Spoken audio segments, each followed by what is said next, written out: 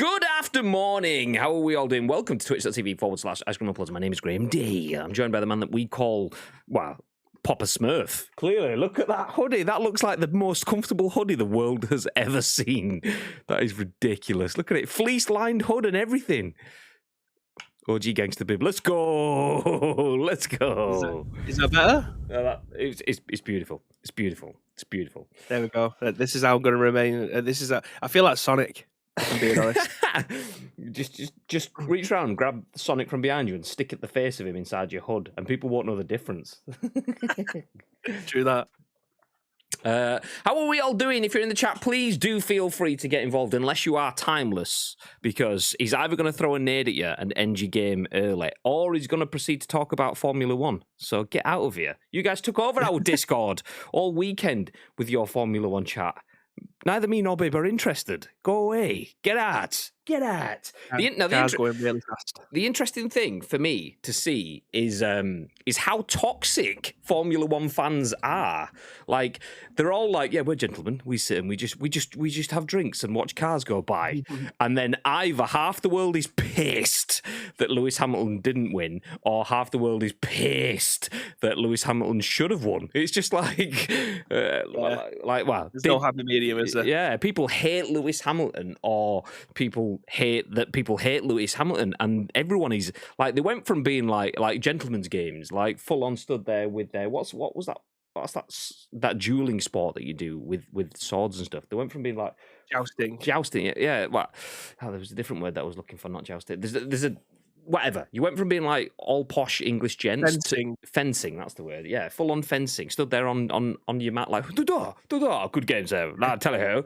To fuck you, mate. Your driver's a dickhead and he's been a dickhead all season. Oh, you're complaining about the race director now, but you didn't complain. And it's just like, sheesh, you guys have had this all bottled up all this time, and now you're just letting it. Are you all right? Do you need a cookie? I mean, I've got a big old jar of M&M's here. There's probably enough to go around. Do you want one? Do you want one?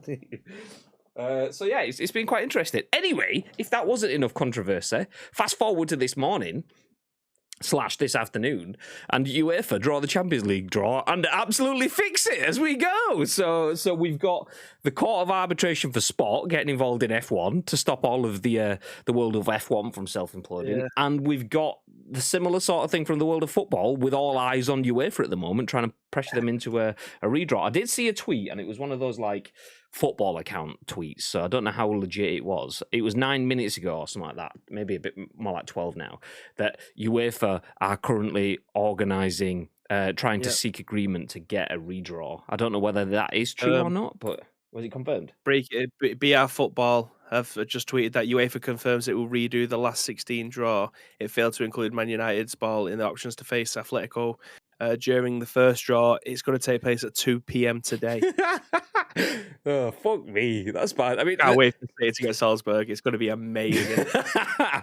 United get Real Madrid. 100%. See, I'm not that arsed. I was chatting to Franny in his stream earlier on. He's like, what do you think of the draw? So to be fair, I'm not that bothered. You have to beat the best team somewhere to be the best team, whether it's in the round of 16 or the final. Yeah, ish. I mean, when you've got that many good teams in, though, like, I saw Chelsea people saying, oh, we've got the easiest draw because we've got Lille. And it's like, don't underestimate Lille. Lille on their day could slap you twice, and that's all they need to do. Not even twice. They need to slap you once and then stop you slapping them. When it gets to this level, it's kind of... Obviously, you want everything going your way, but it's also... I mean, there's still the next round. So if we beat Lille this round, we get PSG in the next round anyway when you wait for fix it that time. So what does it matter? What does it matter? So I've just seen Champions League's tweet and they're blaming it on somebody else.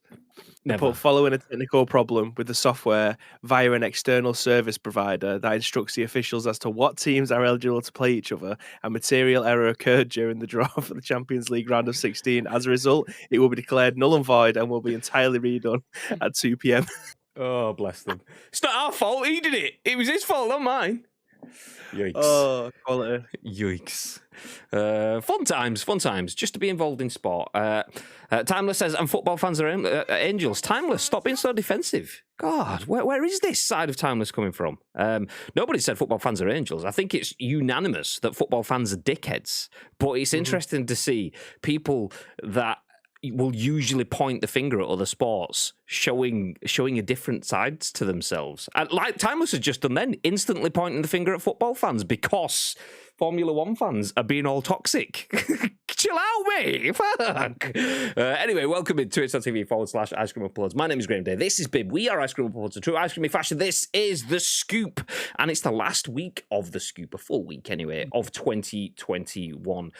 We will be breaking up from content, at least scheduled content, from next Tuesday, I believe. That's right. Right? Mm-hmm. Right. So yes, that is the 21st next Tuesday, yeah. So we will do the 21st next week, and then after that, we go to our Christmas shutdown, basically. So there could be content in and amongst, but nothing scheduled. So we'll have to wait and see what the crack is after that point in time, which means that next week we'll have you Monday and Tuesday, but then after that, nothing else. So this is the last week of The Scoop. So do feel free to join us each and every single weekday at 10 a.m. Ish.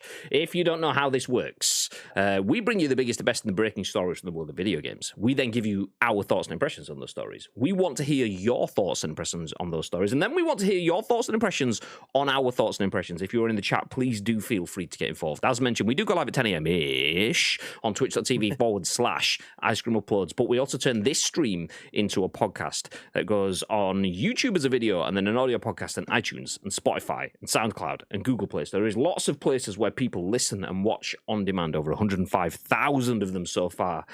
So please do feel free to get involved in the chat on behalf of everyone that does watch and listen on demand a little bit later on. Just a reminder, we haven't confirmed what next month's loot drop prize will be. Not yet. But all you need to do is be a subscriber to be in with the draw. That's it. There's no having to join the Discord, although we absolutely would love to have you in there. There's no need to link your accounts with Twitch and Discord because they don't play well anyway, which is why we changed it all up. So all you need to do is be a subscriber on the first Monday of the month, which I believe is the 3rd. Yes, 3rd of January. If you're a sub on the 3rd of January, you will be included in the next loot drop. We will define what the prize is for that and announce it in due course. But all you need to know is if you're a sub on the 3rd of January, you will be in with a chance of winning a prize. Nice. Before we also jump into the chat, !insert coin. If anyone wants to just type that into the chat, that would be very, very much appreciated, as that's a big shout out to our lovely friends who are pushing for partnership. Hopefully, I mean, it's not confirmed, so there's a very high likelihood that it doesn't happen. Hopefully, though, Insert Coin could be partnered by the end of the week. They don't even know this, but I know I've been trying to see what I can do. But maybe you never know. You never know. And that came as a result of a conversation that I was having with Twitch. And if you missed it over the weekend, we went live to over 11.5 thousand viewers at once over the weekend. We had 11.5 concurrent viewers for a very short period of time, but it happened over the weekend as we were on the Twitch front page. Over 75,000 people saw our stream on the weekend, and we got to play with some beautiful people on the front page, which was nice. Also, Bibby got to experience bikes in PUBG. Very briefly, yes. Bikes in PUBG, yeah or nay, bub? Bub. Massive thumbs up from me. I mean, whether or not they're actually practical, I don't know, but ollieing over people while your teammates are lying on the floor, great time. We've started to add audio commands in, by the way, into the chat bot. We're not going to tell you what they are yet. Although I'll tell you one. I've added to Lotus's command, !Lotus. Obviously, it tells you where you can see him when we're playing games with him, but we've also added an audio command to !Lotus. So, boom. Is it going to work? No. Yeah. Great. Time well spent. Right, let me see if that one actually... I might have disabled that one, because I didn't... I think I wanted him to use it. Let me see. Oh, it is disabled. Oh, never mind. Well, Lotus has got the auto trigger. For anyone that might have seen that stream, then you know it'll make sense. It's not actually turned on. I'm not going to turn it on either because I almost. Yeah, nice. Actually, why didn't the Lotus command work at all? Is my chatbot dead? Someone let me type !Insert coin. Chatbot did. But it's live. It's open. Why is it not working? It's not connected. Okay.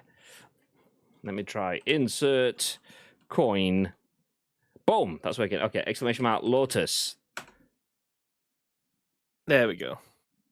Oh, that's super low. That's super low. I'd have to turn that back up. Okay, let me try it one more time. Exclamation mark. Lotus.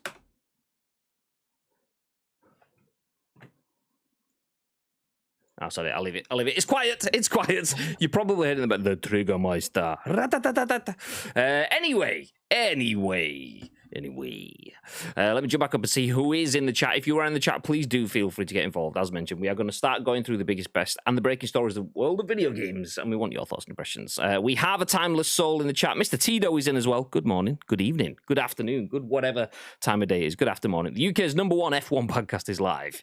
No. Bully! Alrit, here Digital says it is trash. Now we know why they can change rules as and when they want. I mean, that happens in football, as we've just seen. They changed the rules, they cut someone out, and now they changed it back. So, yay.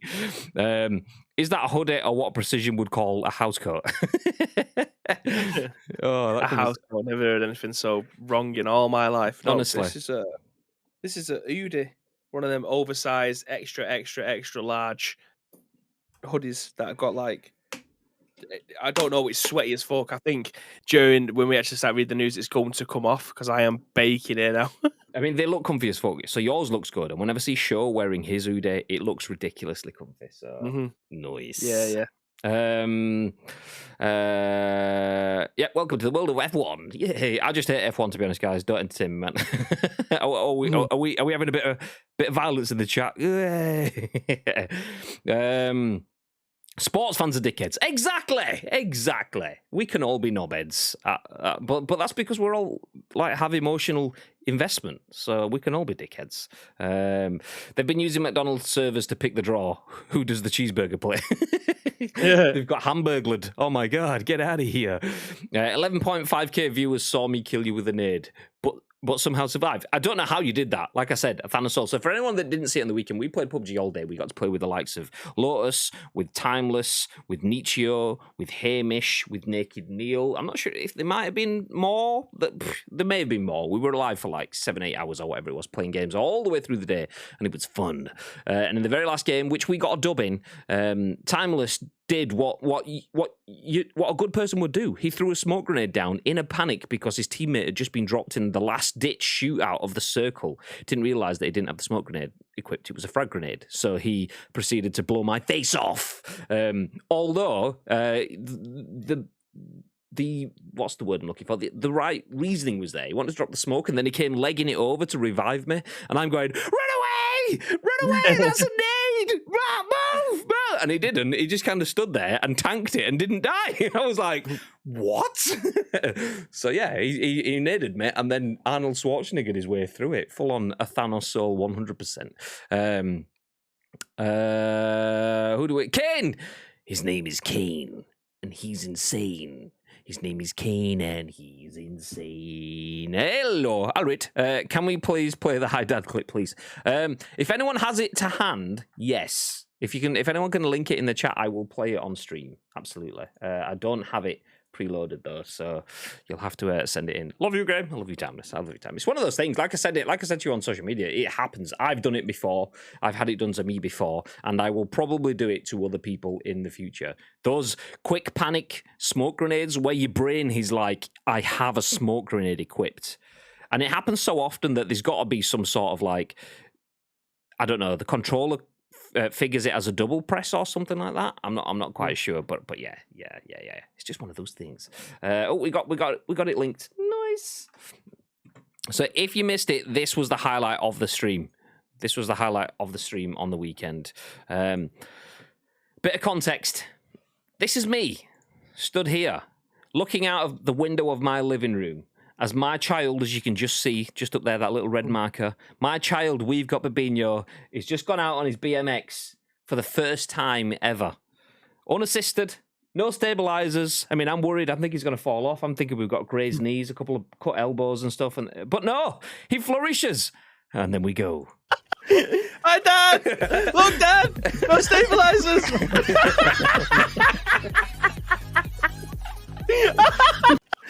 Hi, Dad! Look, Dad! No stabilizers!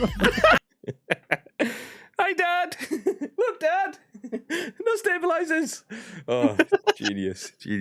I still maintain. So the reason my dude was dancing in the window is because PUBG has a wave emote, and if only I'd have had that equipped, that would have been the absolute pristine clip. There would have never been a better Twitch on clip. That's the only thing that lets it down, is that I didn't have that emote equipped, so I couldn't use it. So I had to just dance. Nice. Anyway, Mr. Bib. Yeah, man. A little bird tells me that there's a few changes to the stream schedule this week.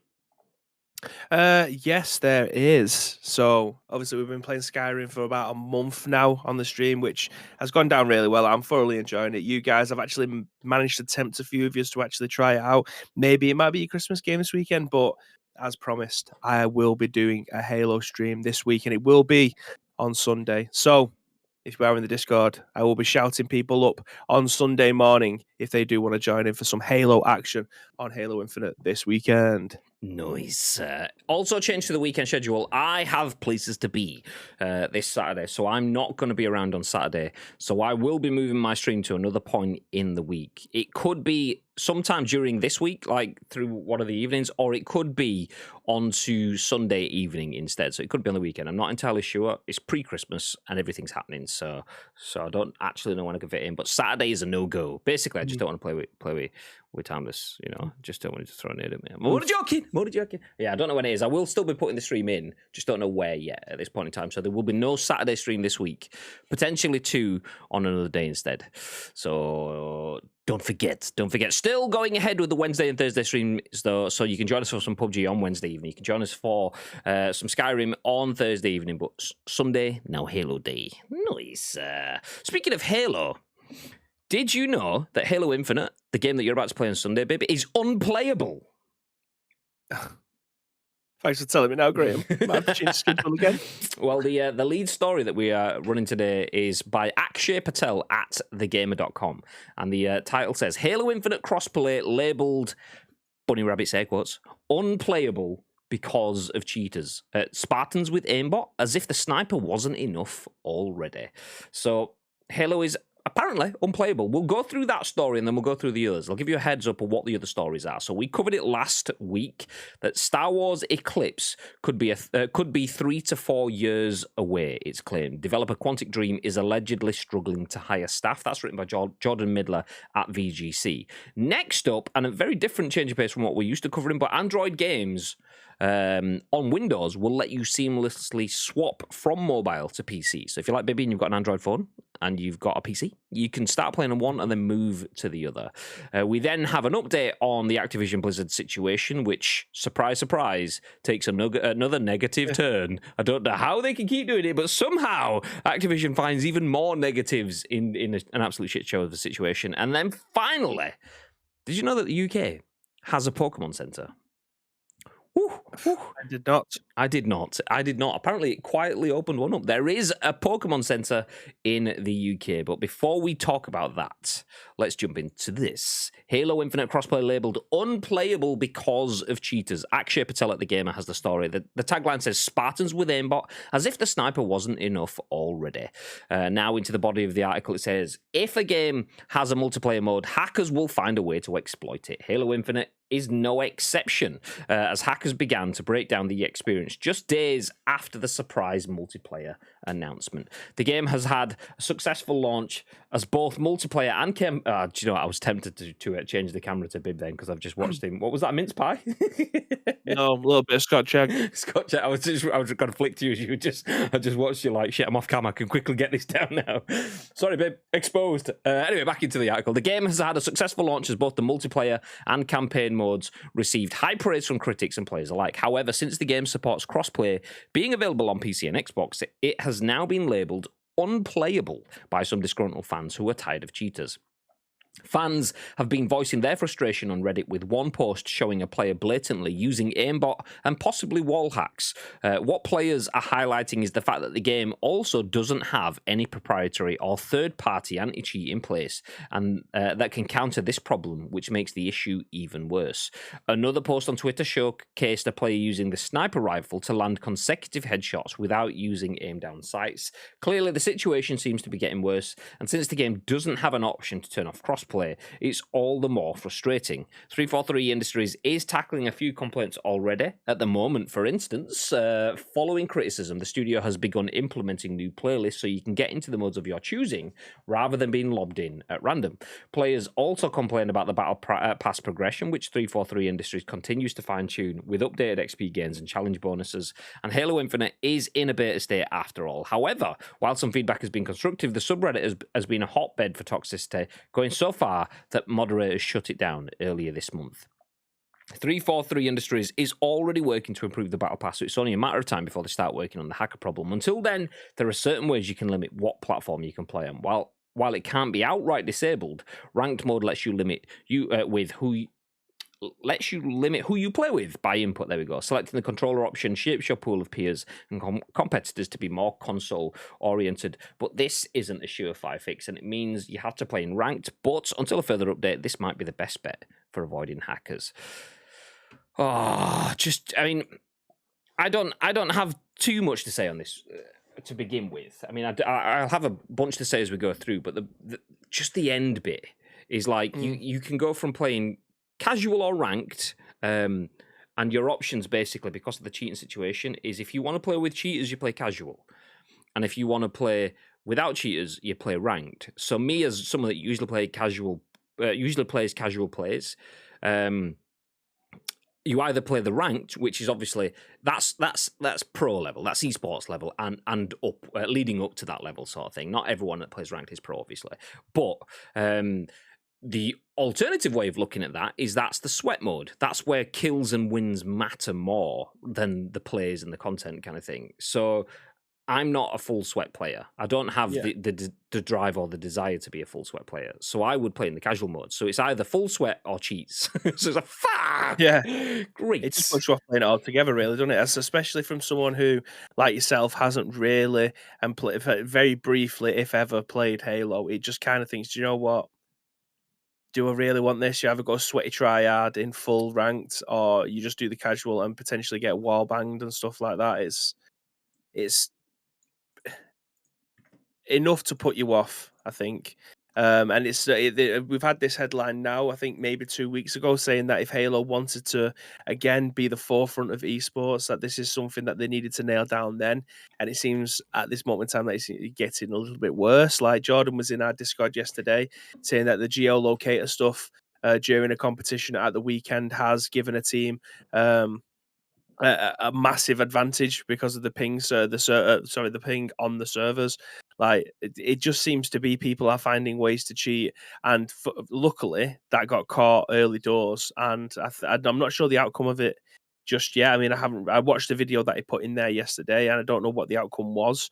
But it seems like it has been flagged early doors, and chances are they're probably going to get eliminated or discarded from the tournament, which is obviously good news because you don't want cheaters in your tournaments. If you are playing for hundreds of thousands of dollars, you don't want people on the main stage. I mean, this happened. Oh, Jordan, is he in the chat? He is. Yeah, need me on the call. Halo advisor in the situation. I'm sure about 6 years ago there was a Halo tournament. It could have even been even longer, and it was a group of cheaters that all came together.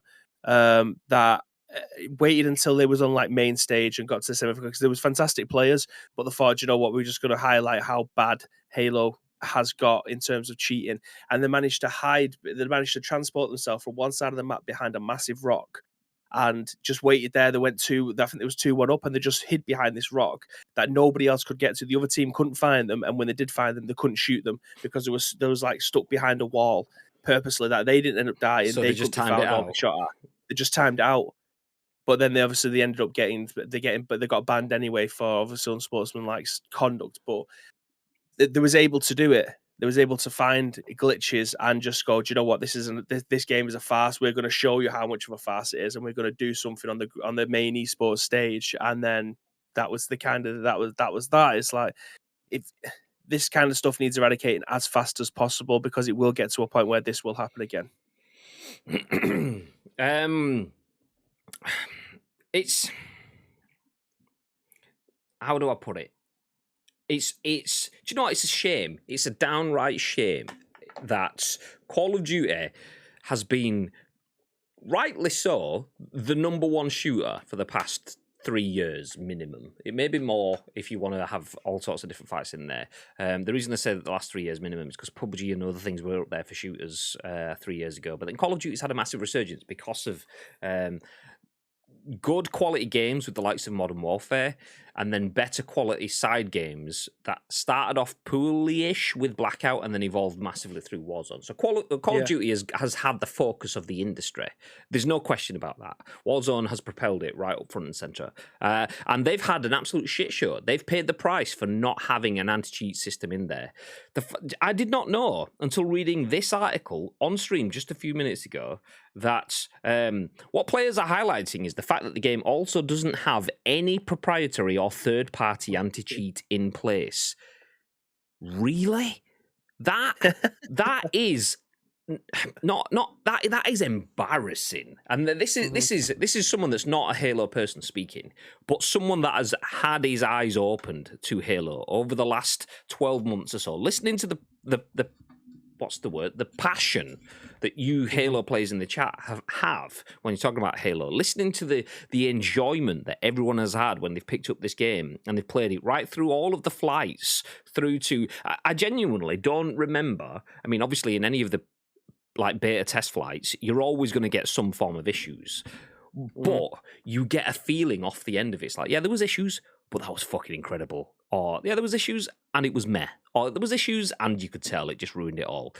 It was usually one of the three. And it came out like, yeah, there was some issues, but it was incredible. I cannot wait for this game. And then the multiplayer comes out and it's like, I cannot wait for this game to, like, build into the biggest thing ever. The gameplay is so quality. Hopefully that the single player is up there. And then the single player is coming out and it's 9s and 10s out of 10s. And it's like, okay, do you know what? GG's to Xbox. You have not missed a trick. But how, with everything that's happened with PUBG over the last 5 years, Call of Duty over the last 3 years, do they not have any form of anti-cheat in there? Because as well, there's been conversations about kernel levels anti-cheats through the likes of Valorant, through the likes of now Ricochet and Warzone. How have they not even had a conversation on this? Because this is not just Xbox. This is Microsoft. They are PC. So how does that not get there? That decision is embarrassingly bad. It is. Nobody can convince me any different. To not have any form of anti-cheat in a game as big as Halo, with all of the focus that other multi-platform games have been having, it is embarrassing. It is embarrassingly bad. That said, what's not embarrassing is the way that they have reacted to everything else. The Battle Pass progression stuff has not been embarrassing. The way that they're fixing that on the fly as they go and being transparent about it, GG's. Yeah, you made mistakes, you're making it better. It's just one of those things. Like it's a new avenue. It's a new way for people to experience and enjoy your games. You didn't make mistakes in terms of your choice of development. You developed what you thought was going to be right, and it turns out it wasn't. So you fixed it. Nice. And they've been doing that with all of the other bits as well. But I mean, do you think it's down to naivety? Possibly. Oversight? Maybe. I mean, it could be a bit of both. I mean, the issue with Call of Duty is that has to work across platform. It's a multi-platform game that's not developed by the platform provider. It's not a first-party game. Halo is. Maybe there was a little bit of naivety / ego in there in the fact that we are Halo, we are Xbox, we control this shit. And it's like, yeah, you do realize though that you're playing it on PC and nobody controls that. Nobody controls that. I mean, you could try, but nobody ever does. So maybe it was that. Maybe they was thinking, okay, this is our game, this is our baby, and we will make it on PC as well as the Xbox. Not realizing what that opens you up to. Maybe I can't imagine that they've not thought that, or not realize what they were going to open themselves up to. It's got to be more a case of they didn't feel like it was a problem, surely. Yeah. Or maybe we've mentioned this a few times, that when you are creating a video game in an online environment, let people try and cheat, and then you find out how they're doing it, and then you can kind of reverse engineer it. I don't think that is the case in this instance. I do think it's just either an oversight or a little bit of negligence. I can't see them just going, do you know what, free for all for the first month, and then we'll work it out from there, because people will always find a way anyway. But it's another possibility, and it's. If that is the case, it's kind of commendable, but at the same time, your game could have just plummeted from day one. They go, do you know what? That's rife over there. Like, why would you want to spend your evenings or your downtime just getting rinsed, wall banged, headshotted, auto aimed, auto trigger, constantly? Just like it, just yeah, it would put the casual off, I imagine. But Jordan, like Jordan said, still an extremely fun game though, and I'm still hearing that. Like I'm still hearing that people are loving playing Halo Infinite, and that again is commendable because they've put a very good game together, regardless of the ongoing cheating issues. People are still enjoying it, and it was the same with Warzone. People love to hate it in terms of how many cheaters was in there, but is it still one of the most played games even today? Of course it is, because it's an experience that people want to keep on having every 20 minutes. You put a good game together, more people will end up playing it. It's just no game is ever going to be perfect when it comes to cheating. There will always, as soon as you open your game up to be playing online, people will find a way to be able to get around certain things, which is highly annoying, and you can't really control it to the absolute that you want to. But if the vast majority of people are still enjoying it, then who are we to say anything else? Yeah. Jumping in the chat. Still an extremely fun game. Just needs to get it optimized, which they're doing starting next week with the start of a minor system change for performance-based XP system. I mean, in terms of the content and stuff, they've nailed it. They have nailed it. They've taken an old game and made it new without ruining it, which is the most difficult thing that you could ever do. They've taken someone's rose-tinted glasses and then turned them around and still allowed it to be something fresh and exciting whilst keeping all the enjoyment that they've built up in their minds. GG's. They've nailed it.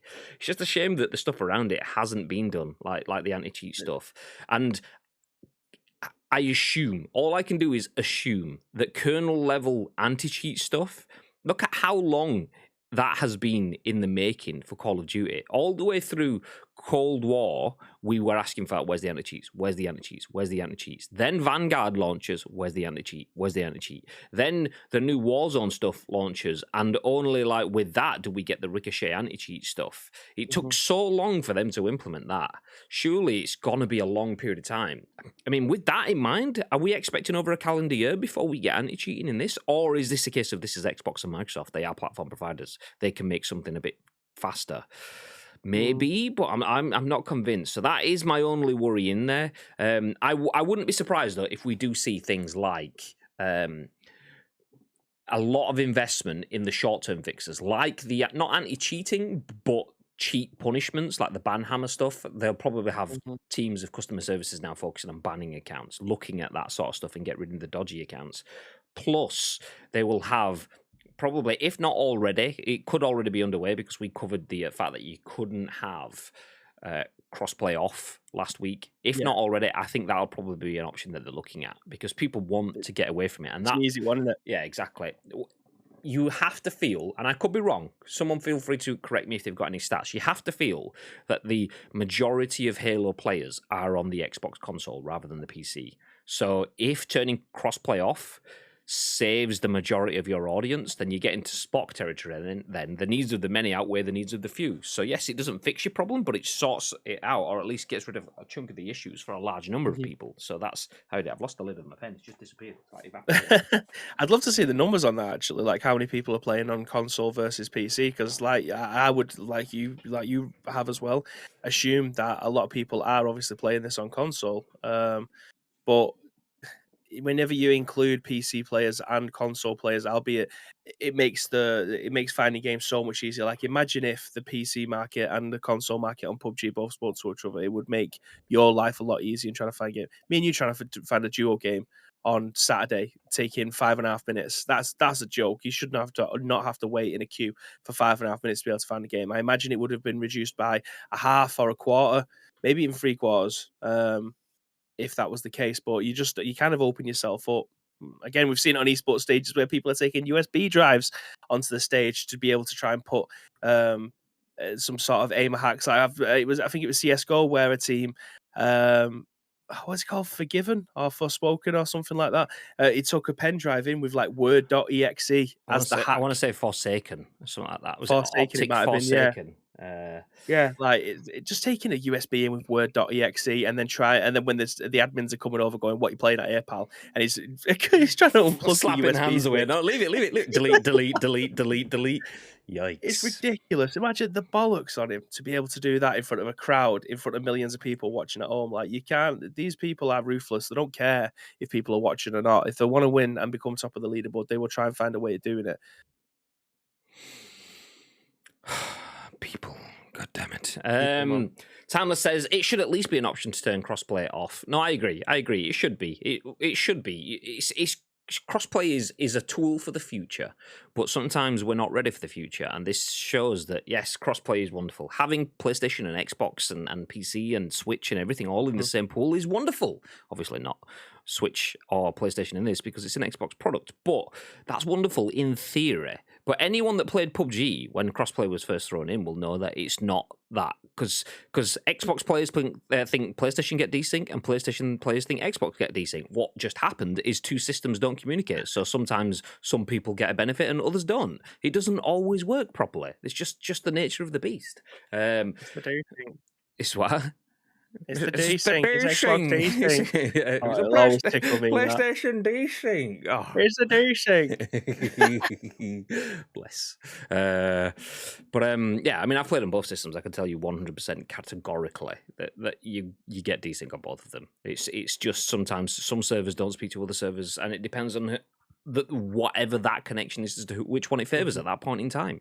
And the same sort of things with this, but a much more significant thing. If people are abusing systems and abusing functions, abusing cheats on one platform that is not possible on another, then turn it off. That sometimes crossplay is a negative. And that let's say it's 70-30, I don't know what the split is. It could be much more biased towards Xbox, and it probably is. But let's say it's 70-30. 70% of players are on Xbox, 30% are on PC.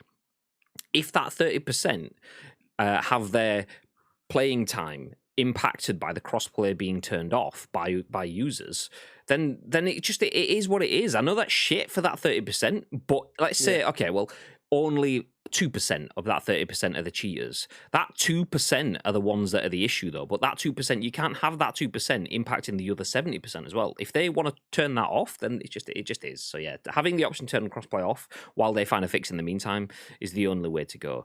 The downside of that is you will end up with a situation that was very much like Call of Duty Blackout / Black Ops, in the fact that there was so much issues with cheating and crossplay that everyone turned it off, that it pretty much, you got to the point where you couldn't find a Blackout game on PC. It died a death within like 3 months. So they just took the time then to just let it die and then brought back Warzone. Well, not brought back, but brought forward Warzone.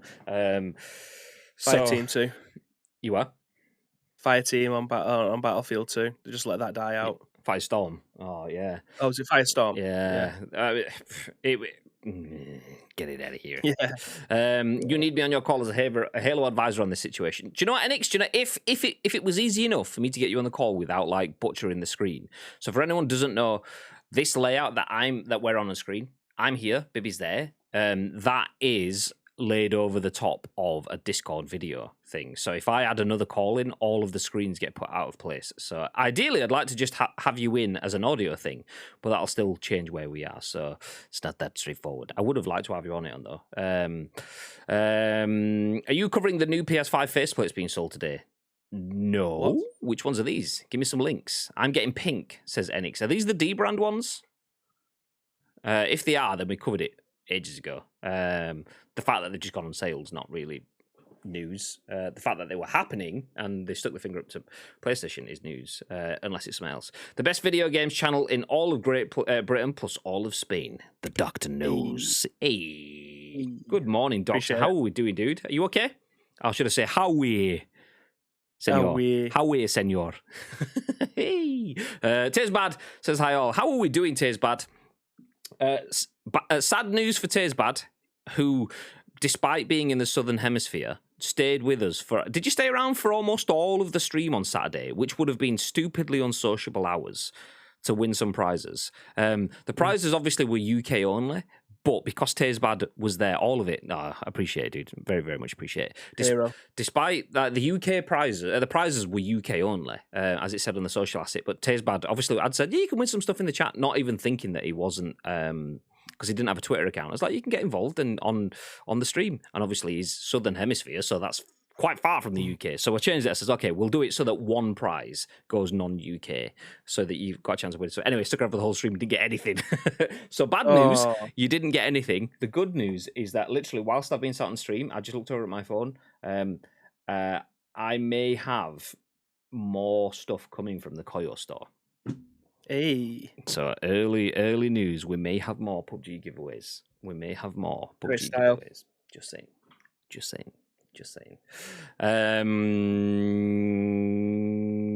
Yes, okay. Let's put a pin in this article then. Halo is unplayable if you read the headlines. Obviously, there's a little bit more to it than that. It's not just the fact that Halo is unplayable. It's cheaters are just asshats, and Halo is a fresh game that's still trying to get its cover all bases system set up. As much as the title is a bit shitty and say that Halo is unplayable, it is for a lot of people. If you want to play casual games, not play ranked games and so on, cheaters in a few games in a row is enough to kill the game for you. That's enough to make it unplayable. Stick with it. Still a quality game. And if you watch people that know what they're doing, if you watch people that have some fun with the game, you can see just how good it could be. So yes, Halo, not in the greatest situation right now, still an exceptional game. So stick with it. Thugs says, guys, Thugs can't stay long.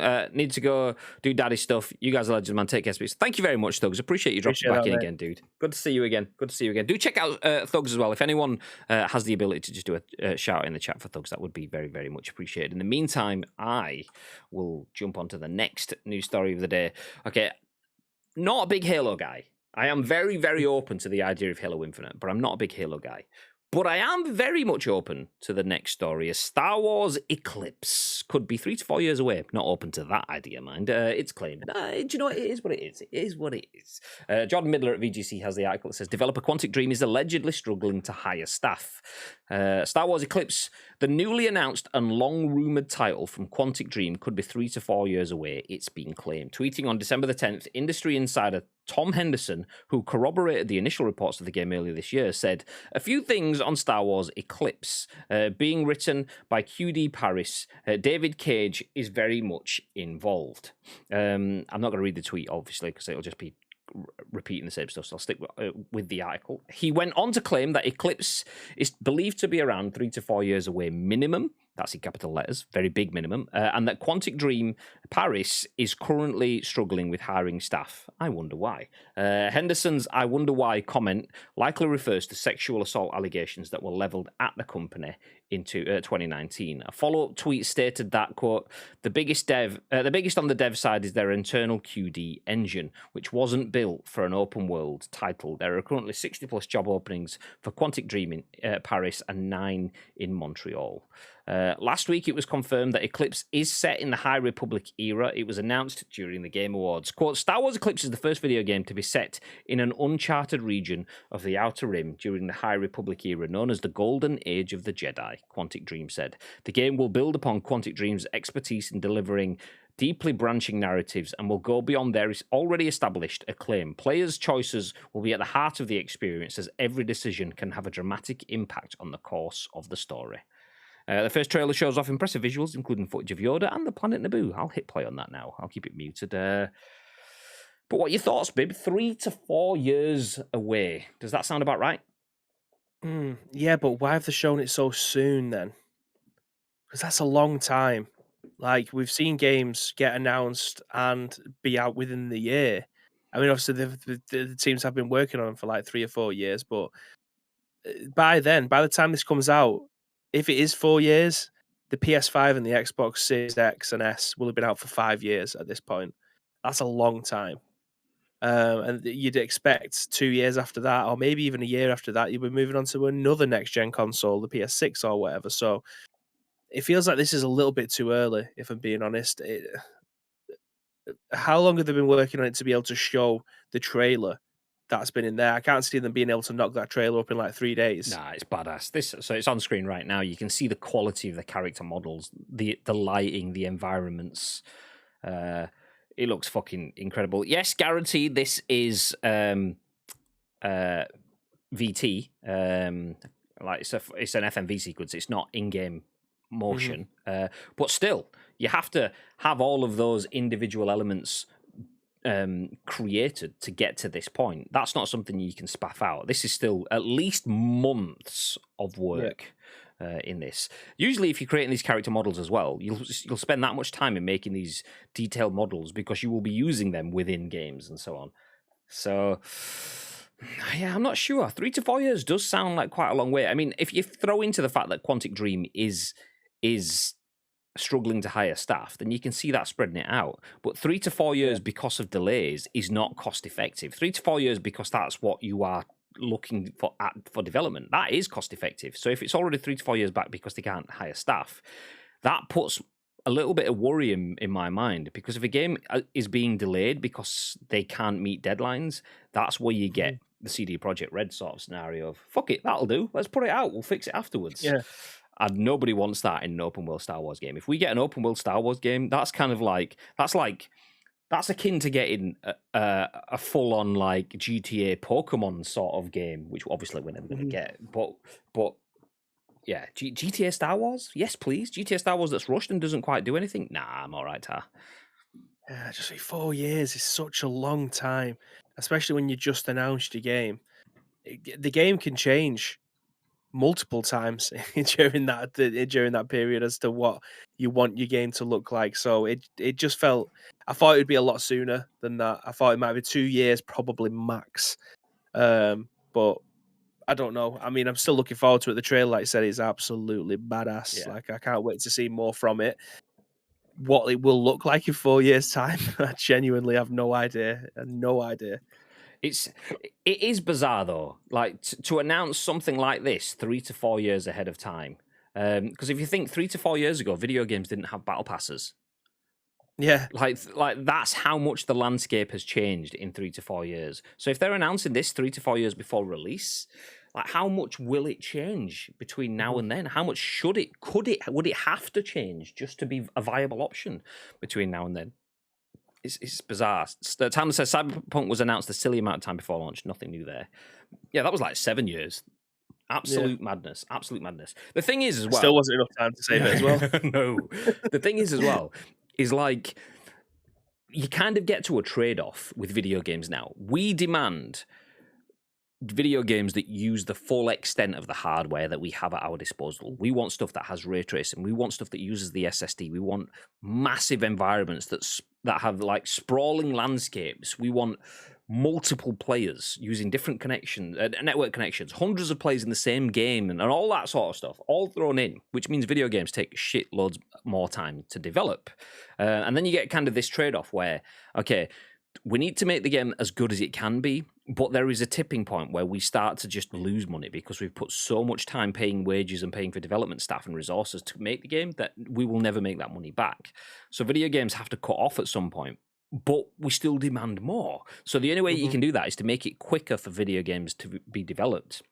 Which is where I find, like, I can compare something I put hands on with just last night to this. So, like, I played the Enter the Matrix UE5 demo, tech demo, whatever you want to call it, last night, and that was incredible. And that is genuinely the future of video games. Not necessarily UE5, although it does look like it's a very good pun at the future of video games, but procedurally generated lighting and landscapes. And like, I just can't see it being, what's the word, good for your brand, announcing 3 to 4 years before release, because that gives you enough time to build up the hype, and then the hype to get a bit stale, and then the hype to draw off and drown out, and then it just becomes negative. It's that whole Batman reference that we always come back to. You live long enough to become the enemy, or whatever. You stick around long enough to become the enemy, and that's what it is in that sort of sense. I mean, even before CD Projekt Red got slapped, Night City Wire, we were on like Night City Wire episode 47, and he was like, I don't care anymore. We wanted to watch along. We don't want to live along. For fuck's sake. It is bonkers though, because like that's 4 Christmases. Unless you, well, yeah, if it's 4 Christmases including this one, like by the time it comes out, my daughter, my son will be 4. Your daughter will be will be finishing college. Like 4 years is a long time when you put it into like life milestones. It's ridiculous, but again, it will be forgotten about in 3 months' time, and then eventually in 12 months' time they'll put out another teaser. Forgotten about a month after that, and then they'll bring out another teaser the year after. Like, how many times can you physically have something teased in front of your eyes before you go, do you know what? Just show me something before it comes out, please. Like, show me something at E3 the year it's coming out. That will be fantastic. 100%. 100%. Although, let me just because it's getting close. It's 25 minutes to 2 in the afternoon, so which means that's when the UEFA stuff will go on. I've just seen this tweet. This is a complete tangent, but we are friends with the Redmen TV. If you don't know Redmen TV, which is quite ironic because Bibby's a City fan, I'm a United fan, but we're friends with a Scouse amazing football guys. channel. Genuinely, amazing. Frustrates the me best to say football channel out there. Yeah, frustrates me to say this is the #1 fan channel for any football team, which is fucking but Liverpool, yay! Anyway, Redmen TV, good guys. They've taken that UEFA statement following a technical problem with the software of an external service provider that instructs the officials which teams are able to play each other, and a material error occurred in the draw. Long story short, they've gone translation. We fucked up. Nice. There we go. You'll love to see it. GG's Redmen TV getting all of the facts in one tweet once again. Anyway, let's get back to the facts of the story that we have on hand. Star Wars Eclipse could be 3 to 4 years away. Why mention it now? And if it is a staffing issue, why mention it now? What? Because in 3 to 4 years, the game could be a completely different thing. How many games have you ever heard about in history that we had grand plans, we invested 12 million, and then we pulled it? Because the game just wasn't up to standard. And usually that's not because the game's shit and the developers have done a bad job. Usually that's because the game wasn't up to standard with the industry. The industry has moved on from their pitch point. Because you think of it, you have an idea in 2012 to come out in 2014. The world could change in 2013. Mm-hmm. So your 2012 idea is out of date. It's irrelevant. So that's why things get shelved. So this being 3 to 4 years away, a lot changes and a lot happens in the world of Star Wars in the environment of Star Wars, should I say, in 3 to 4 years. So, like, there'll be another 2 seasons, maybe, of The Mandalorian. They've got the Boba Fett series coming out soon as well. And as well. So he's thick and fast, Graham, especially like say in the Star Wars world. I mean, let me reach out down to me displays. Here we go. I mean, it's not the clearest display, so you can't quite see it. If I keep pulling it, there we go. That's Cal Kestis from Jedi Fallen Order. We could have had a new Jedi Fallen Order before that point in time. I would be surprised if we don't have a Jedi Fallen Order before that time. And Jedi Fallen Order, the first one, was announced by Andrea Rene at the Game Awards or an E3. No, it was an E3. It was an E3 EA Play show, and then it was from very first announcement without even a logo to actually being out and playable like 18 months later. That's what a fucking full, okay, we'll give you the first news and we'll let you see it and play it. That's what it should be, 18 months, not 3 to 4 years. That's just wrong. That's just wrong. DJ Zombie, thank you very much for dropping the follow on the channel. And Beach Beefly as well. Hey, how you doing? Nice to see another PUBG homie dropping a follow on the stream. That was over an hour ago, so apologies for missing that one. I think that was actually when we had the countdown over. I appreciate it. Thank you very much. Final Fantasy Remake. Yeah, exactly. Ad says Celtic fan channel is greater than. Of course you would. Didn't even know that one. I mean, do they have fans? Can you have a channel without any fans? You got shit fans. You got no fans. I'm only joking. They've got at least one fan. And, well, to be fair, they did have... Diggers, exactly. They did have a few extra fans because for a short period of time, Celtic Football Club were a feeder club for ICUFC, where the likes of Karamoko Dembele and stuff removed the shackles of Celtic and progressed into world footballing stars. So yeah. Wink, wink. But look what's happening. You were talking about it. That's what they want. I mean, that's the thing, though. But that's kind of correct. We are talking about it. That's what they want. But there is a downside. There is the problem where too much talk with not enough substance leads to negativity. That's when you're stepping past the realms of social media and PR and into community management, in terms of if you give a community something to talk about, they'll talk about it and they'll high five and they'll have all these great ideas. Yay. And that's why you need the community management, because if you give them not enough too soon. They'll talk about it, they'll fantasize about it, then they'll realize it's not there, and then it'll start to become not positive but just neutral, and then negative sentiment comes up because they've not had it. Where is it? It's not here. How many times have you seen people get negative when a game has been delayed? And this is not even been delayed yet. This is 4 years away potentially. So we are talking about it, which is good, but then they need to maintain. Do they have enough content to maintain 3 to 4 years? I don't know of any video game in history that has maintained build up for 4 years. Not exceptionally well, anyway. The closest we could have got was Cyberpunk, and to be fair, they did a really good job with that because they didn't go too heavy too soon. But then they had to span out their Night City wires over the last 8 months because they got 2 delays, obviously. So that's the closest. Very few games I've ever done that, so it's difficult. Babe, there is a wild pussy in your window. Yeah, Coco Cam. Yeah. Nintendo no showing TGA 2 years running. I cried. They're just letting you down, ads. Just letting you down. Honestly, might as well be Celtic. Moving ahead. I took Baby off screen then. For anyone that didn't know what, I'm not going to explain it. We'll just move ahead. Nice.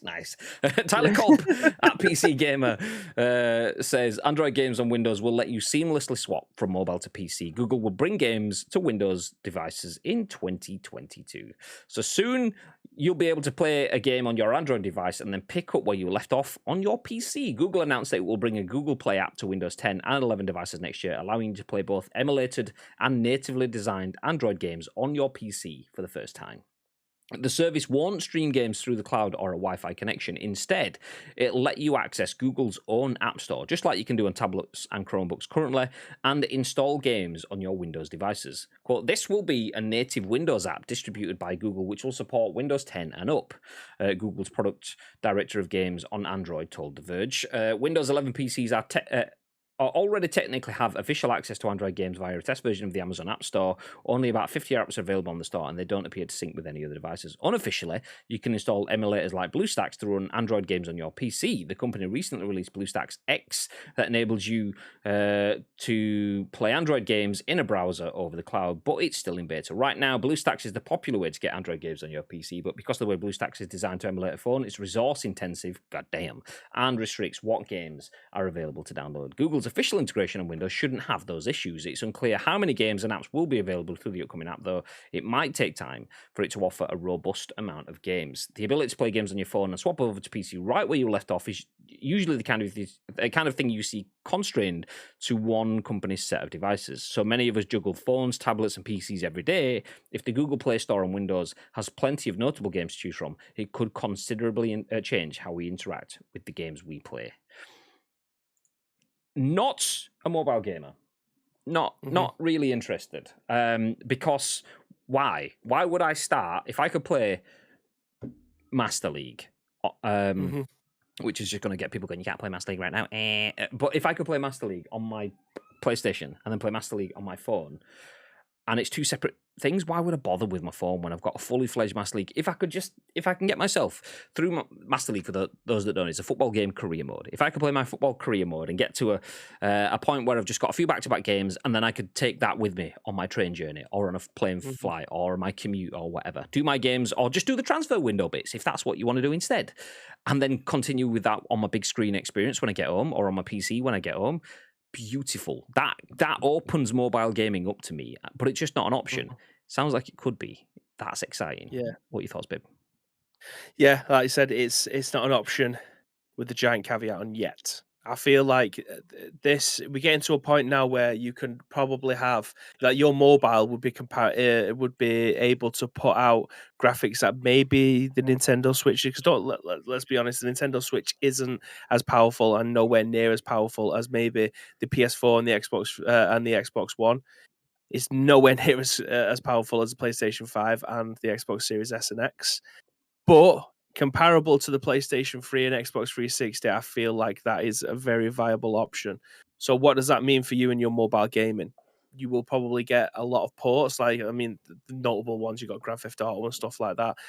Vice City, San Andreas, Grand Theft Auto 3 are playable on your mobile device.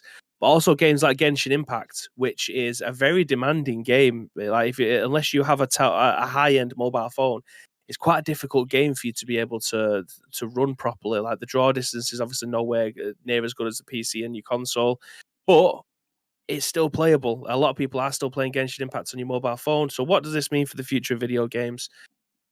It's going in a direction where you're able to play games wherever you want, whether or not it's on your mobile phone, whether or not it's on your tablet, your iPad, and then being able to just put down your phone because you're at home now, or maybe dock it and being able to play it like a Nintendo Switch on your monitor. Like the possibilities are genuinely endless, and I feel like there's such a cliche and there's such a comedy statement to make. But it genuinely is. We're getting to a point where you're able to play games wherever you want. And we've always said games everywhere is the ideal future for us. We've seen companies like Google Stadia try and fail. I was going to say fail miserably. They kind of put some sort of foundations out there for everybody else to go, actually, that's a really good idea. We'll do it better than you in such a small amount of time. We're spending a lot less as well. But you need people to be able to try, and then people will obviously emulate and copy it and just do it better. So I feel like we are getting towards it. I think it's going to be a long way out still. I think we were looking at least 3 years, another generation of mobile phones where the chips are getting a lot better, the processing speeds are a lot faster, more RAM in there, a lot more memory. 3 years minimum, I think. So we start to see maybe later stages PS3 and Xbox 360 games start to be able to run amazingly well on your mobile phone. But it's up to these stores to come up with the goods, because we can emulate. I can emulate PES 2014 PSP version on my phone now, and it runs perfectly well. But there is a lot of cut the rope and shit like that. That's Angry Birds still on the store. Like, Cut the rope's class. if you want Don't to say be shit like that. yeah. if you want it to be taken seriously as a gaming platform, and again, I hate using this term, but the term casual games, we need AAA top tier gamer games rather than ones that you'll play for 3 minutes. You have to wait for your energy to recharge and then go back in and be able to do it like Simpsons Tap Out, or I don't know, Clash of Clans, or I'm not sure. I'm probably just put that in there for no reason. No, but I agree. I mean, you look at the console and it has some stupid games. It has I Am Bread. It has that one where you fire a dude through a catapult. I can't remember what the name of that fucking game is, but I remember like thinking this is pointless and playing hours on that one as well, kind of thing. There are so many daft games on the consoles, but for every one of those, there's a massive headline game as well, and you just don't have those those daft games are the headline games on console. We got an Angry Birds movie because that was the main game on console. I mean mobile. We got an Angry Birds movie because that was the main game on mobile. And then that led to the cut the rope success and things like that. Yes, we do have some console alikes in the Call of Duty Mobile, the PUBG Mobile, and so on. But those being tertiary satellite experiences that aren't anything to do with the primary experiences, it's like that. If we can get to a world where they link in, that suddenly makes mobile gaming a more legitimate solution. And it's one that I'm massively invested in. And I mean, ads has ripped the Switch Pro. I mean, very, very much so. There's a good option. I mean, this Nintendo at the moment can do no wrong, so it won't be rip yet, but they will need to evolve if the mobile becomes a suitable option. Because at the moment, what's in your iPhone or your Samsung phone or your Google Pixel or whatever phone you've got is probably more advanced than what's in the Switch. I mean, it costs 3 times as much if you were to buy it outright. So what you can do on your mobile phone, you don't have the hardware configurations, but those things exist as add-ons, so you can get your button attachments, the Razer Keyshis and the like of that. I mean, what was it? PlayStation was working on an attachment as well, or something we saw recently. Yeah. So, like those sort of attachments are coming. That does put a little bit of pressure on Switch to offer something different. If I can bury that into my ecosystem, though, so if it's not just a case of okay, I can get the buttons, I can get good quality games, and so on, but it's just something that I pick up and play on my phone. It's like, yeah, but why did I buy the 4K TV? Why have I got the stupidly high refresh rate monitor. Why have I got Yeah. this, and that? If I'm just still playing it on my phone, if I can play it on my phone and then jump back in, that is a game changer. So the fact that Android and Google are putting that sort of stuff onto the plate, that genuinely, I mean, I'm not an Android hater. I'm not an Apple fanboy. I have an iPhone, and my next phone will probably be an iPhone, and the one after that will probably be an iPhone, because I'm lazy, because I don't want to get used to another ecosystem. I don't really do anything outside of the confines of my ecosystem that doesn't provide a reason for that. However, you give me a good enough reason to change, and that could be that, then that potentially could make me go, okay, I'll grab myself a Google Pixel the next time it comes around. That is potential game changing for me. A Switch hybrid system would be absolutely perfect. And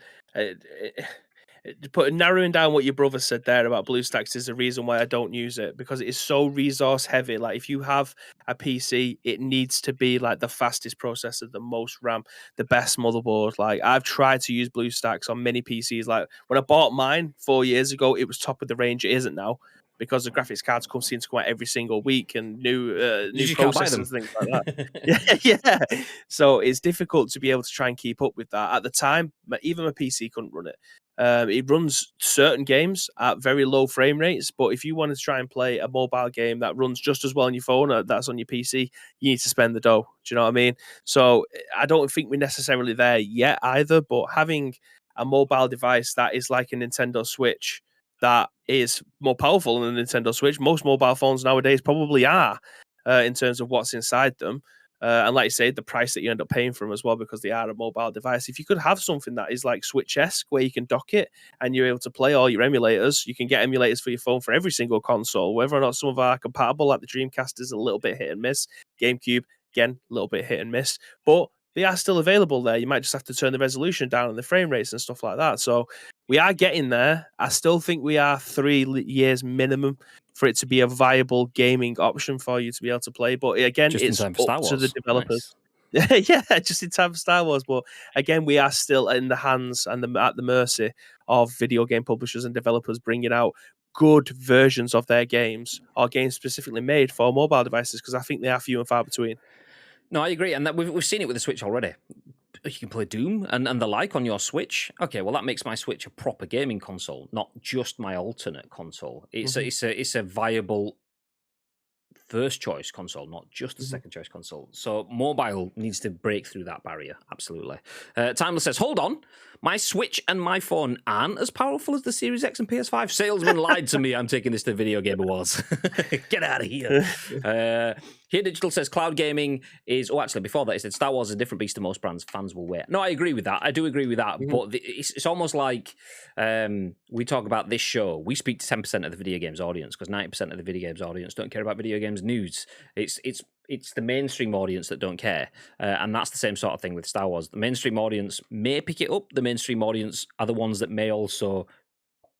that may lose the interest. The hardcore Star Wars fans are going to be there, and it could go either way. You either get the interest or you lose the interest. Whoop, press the buttons. So yeah, they need to keep the interest. Cloud gaming is making the power of the device irrelevant. It can play AAA games in a 4K browser. Well, that's not what this is saying, though. They're saying they're making it.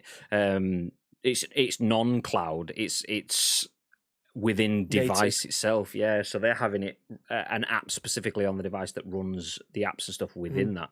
So that would be a game changer if you could do that with Game Pass. Yeah, like I'm obviously at this moment in time having to stream my games on my phone via my Razer Keyshield, using that as a controller and streaming it over the Wi-Fi and stuff like that. But if you're telling me that I get Xbox Game Pass, I could download the games natively to my controller, to my device, and be able to play it in a watered down version, that would be amazing. It would take up a shitload. Imagine installing Halo Infinite onto Air, or I don't know, Elder Scrolls Online or Skyrim or something like that. That's a 70, 80 gigabyte reserved for those games, but it'd be a much better experience than playing it over the internet. I can tell you that much. Yeah, 100%.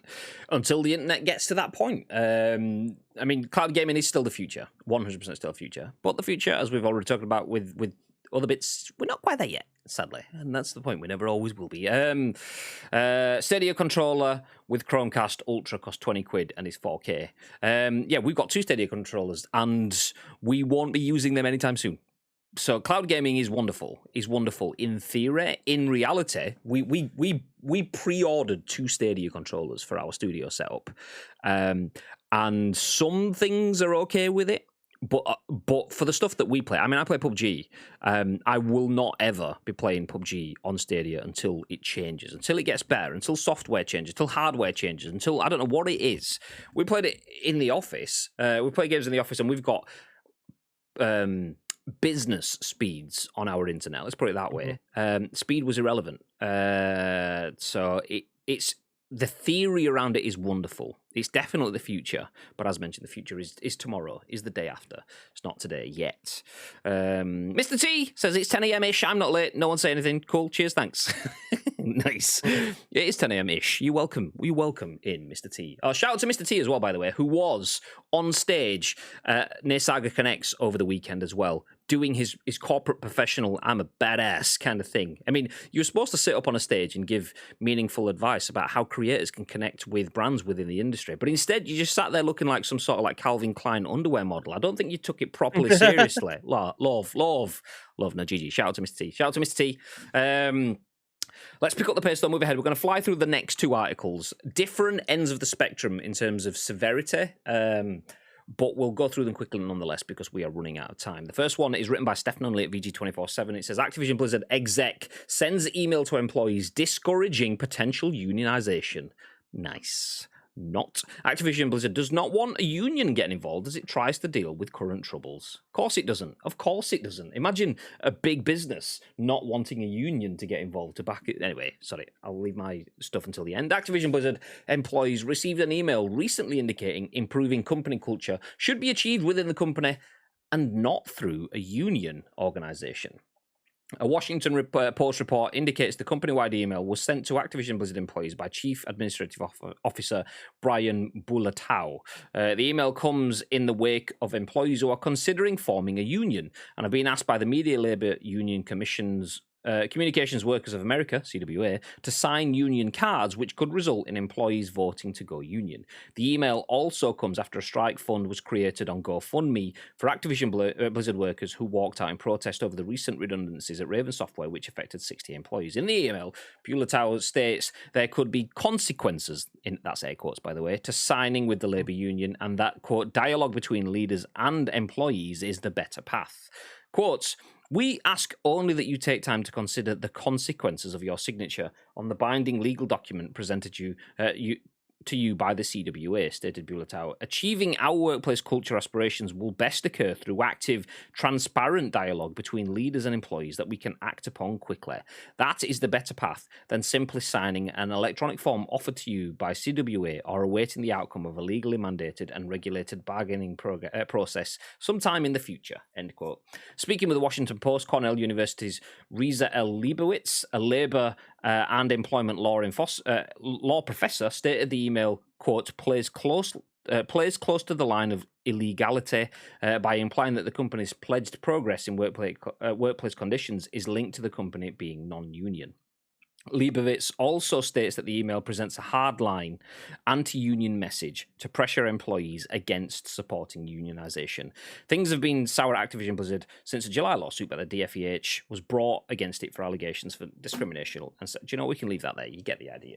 They're in a bad way. And they've now basically just said it's in the best interests of the employees to not join a union, which is there to look after the best interests of the employees. Instead, they should trust in the transparent relationship with the business owners who have been anything but transparent until this point. Bib, thoughts? Again, it pretends to be shocked. Insert that gif right there. Like it's bizarre. Don't bring another third party in, and we will promise to look after you. Like we will do everything within our power to make sure that we look after you. We have your best interests at heart. Third party doesn't come in. Well, guess what? We can sign you up to working 16-hour days, 8 days a week, 485 days a year, and you have no problem, and no one can say otherwise. Like it's. I hope to God no one's thinking twice about this. Like, fair enough, having a union doing everything on behalf of you kind of takes away your power a little bit for negotiation because you have to go through them. But what's the worst scenario out of this? I think it's probably giving the control to the company rather than someone handling it for you. I think that's the best of both. I think that's the best of both scenarios, if I'm being honest. But again, it's outrageous that they're thinking that their last second, please don't do this. We've got your best interests at heart, is going to wash with anybody at this moment in time. It's ridiculous, and it's so brazen as well. It's Boris Johnson levels of brazen. Let's put it that way. We didn't have a party, but we did have a party, and we only had cheese and stuff, and it wasn't a party because there wasn't a fuck off. Okay, you get that's politics. We'll leave that. I mean, I suppose it is all politics, really, but to discourage unionisation, I get where they're coming from. What they're saying is, if we speak and work our problems out together, it will be faster and everything will work. That is true. That is fact. 100%. That is true. Until someone isn't necessarily thinking about being 100% cooperative all the time. And that is what the issue is. That's the issue. That's where unions come in, because if a business and its employees are fully transparent and speak, that is the best way for a business to work. It's like, okay, we will do this, you will do that, job's good, handshake, nice. Okay, we'll give you the best pay that you should be getting, and we'll make as much money as we could be getting, we'll meet in the middle, nice. Everyone's happy, but businesses want the extra money. They want more hours out of you and want to give you less for it because that gives them more money. And you still get the money that you need to survive as well, so you're happy-ish. Okay, we'll take a little bit more off you. Still happy-ish? Okay, you're surviving? Okay, surviving is alive, so that's happy-ish. Nice, we'll keep going. And it's like, no, you're not. It doesn't work that way all the time, especially with big businesses when there's so many different facets and so much like corporate smoke and mirrors. So they're making it such a simplistic conversation. Speak to us and we'll speak to you. But you haven't been speaking to them. That's why this conversation is there. You want it to be transparent, but you haven't been transparent. That's why this conversation is there. That's why the whole thing exists. So I know I've been a massive snake and I've just bitten you, but I promise I'm not going to bite you. Oh, yeah, all right then, mate. I'm pretty sure there's a proverb about, is it something like a fox or something swims across a river with a snake on its head? And the snake's like, yeah, but I need a lift across the river. And the fox is like, yeah, but you'll bite me. And the snake's like, yeah, but if I bite you, then I'm going to drown. And then halfway across, the snake bites the fox because that's just its nature and the fox drowns. And the moral is basically don't get taken as a mug by snakes. And that's where we find ourselves today. Don't give the snake a lift across the river. Get that fucking union speedboat and just venture over to the other side. Yeah. Yeah, like what Timeless says, though, they hate them over there because they know full well that the power's been taken away from the corporate side of things and they can literally say and do whatever they want. If they don't like it, they'll just get replaced. It's as simple as that. But someone coming in now saying, actually, what you're doing is highly illegal there, my friend. Yeah, it does take the power away from the employee too, to a slight degree, because every time that they want to have a direct conversation, I imagine they need to get permission from the third party first. So again, it's the lesser of two evils, shall we say, by a significant amount. Yeah, I mean, there are negatives to unionization as well in the States, and the fact that unions suddenly start to cost money and then they can become very expensive. And if you're not in the union, then and not throwing money into unions, then you are at a disadvantage. So you're almost forced into it in certain situations. And I mean, fucking, that's where mobsters and stuff have all been involved in unions. And then you get the elements where unions become pawns of the actual businesses themselves. They're all in bed together and doing things to benefit the business. But that's we'll take the tinfoil caps off for this. I mean, not saying tinfoil caps as if it doesn't happen. It's been proven to have happened. But we'll leave all of that stuff to the side. Discouraging unionization. Just let's have a quick look at that before we end this conversation. You have been in a situation where you have not supported being inclusive. You've been you're not being inclusive, you've been very exclusive with the way that you operate as a business. You are a frat boy business, is the way it was put in all the headlines. And people tried to get change. People tried to ensure that they were looked after, and they weren't. They were excommunicated. They were discriminated against. They were treated like shit, basically. So they've gone to try and find help. And your answer is to discourage them from trying to find help to make sure that they are put on a level playing field. It's not a good look. It's not a good look, Activision. So it says that. Timeless says, fuck off Activision. Are we even surprised? Exactly. David says, didn't they also do it earlier this year as well with when shit kicked off? Yeah, they were. It was so they were trying to stop people seeing any sort of outside help, and then there was all of that arbitration stuff as well, where if people wanted to take them to court or whatever, they'd have to go to internal arbitration rather than getting an external stuff. So they were basically taken to a court that was biased towards Activision. So yeah, it's not the first. Here Digital said, I have been playing PUBG on Stadia with no issues on Sky Broadband all week. Only had it a week, so time will tell. I don't believe you because you're playing on Stadia and using Sky Broadband. That's factually incorrect. You are a Sky plan here. No. Out of curiosity, are you from the UK and whereabouts? Without doxing yourself, if you could just tell me like your city rather than your town, because I live in Manchester in a place called Hyde. Very small place, and literally in my house and around this area, I can't even get 5G. It's when I go into Ashton or if I go into Denton or something like that, the 5G